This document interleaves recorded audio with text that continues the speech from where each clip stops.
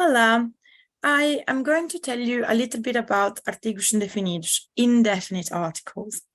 As the words that I show you in the previous video, sometimes Portuguese words are preceded by indefinite articles. Indefinite article roughly translates to the English word a or one, or sometimes some. And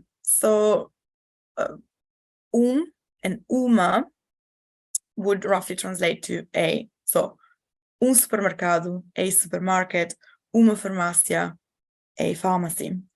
You would use them in sentences such as, no meu bairro há supermercado.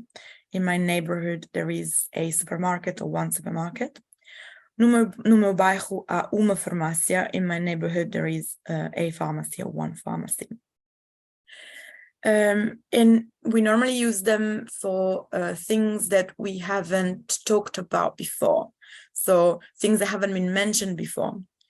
Then, of course, for masculine words and uma for feminine words, similarly to what I was explaining to you in the previous video. In the plural, indefinite articles are uns and umas. Uns supermercados, umas farmácias. Uns and umas roughly translate to some. So, no meu bairro há uns supermercados. In my neighborhood, there are some supermarkets. No meu bairro há umas farmácias. In my neighborhood, there are some pharmacies. As I was telling you in the previous video, it's not always easy to tell whether a Portuguese word is masculine or feminine. But I will tell you more about it in the following video.